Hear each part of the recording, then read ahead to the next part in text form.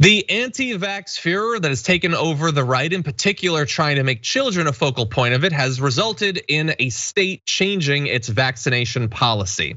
The Tennessee Department of Health is gonna be halting all adolescent vaccine outreach, not just for the coronavirus, but for all diseases, amid pressure from Republican state lawmakers, according to an internal report and agency emails obtained by the Tennessean, which did a great write-up on this, and it's available online.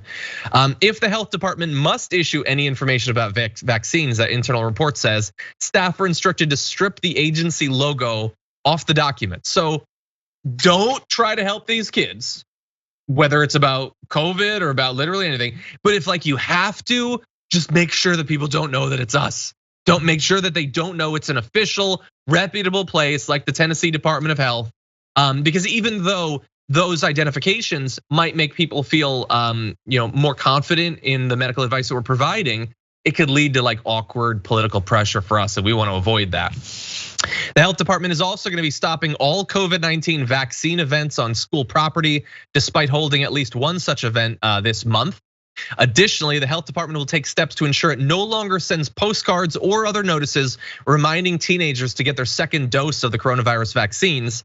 Postcards will still be sent to adults, but teens will be excluded from the mailing list, so the postcards are not, quote, potentially interpreted as solicitation to minors, which seems like it's designed to make adults freak out. Solicitation to minors, all it means is it's soliciting them to finish their course of the vaccine for a virus that is very much still in the US, and in fact, in a lot of states is becoming more common. Let's give you those numbers. After months of declining infections, the average number of new cases per day has more than doubled in the past 2 weeks, from 177 to 418. That's there specifically. That's not talking about national numbers. The average test positivity rate has jumped from 2.2% to 5.4%, which is actually similar to the national numbers. Tennessee's count of known Delta variant cases rose from 27 just last month to 125 as of last Thursday, according to state virus data. So I don't believe that as of right now, Tennessee is being as hard hit by the Delta variant as some other states. Louisiana being hit very hard, Texas, Florida, their numbers are rising quite a bit, and Missouri has been hit really hard as well.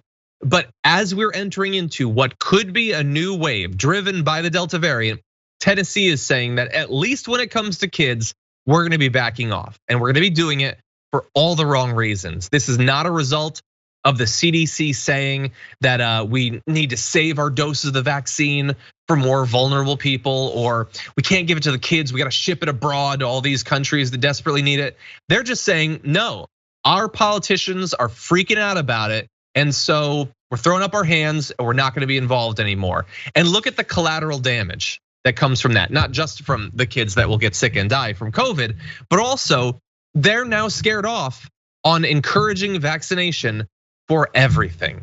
And the COVID vaccine was not, this is gonna shock a lot of people, the first vaccine. There are other things that we need to worry about, and they now feel like that has been too politicized. People have been radicalized, not just against COVID vaccines, but against all vaccines. And so we're backing off at a time when only 38% of Tennesseans are fully vaccinated.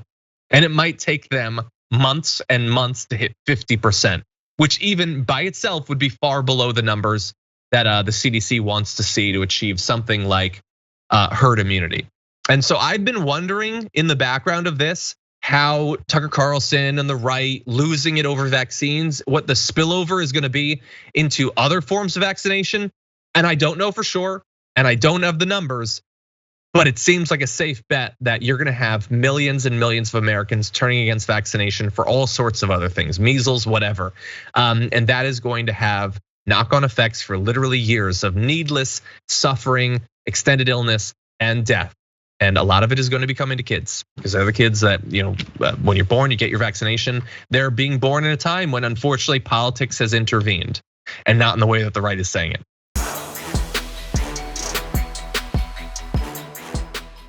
For more political news breakdowns, interviews, stories of activism, and me trying my hardest to care about the occasional big celebrity news story, subscribe to our YouTube channel at youtube.com/thedamagereport.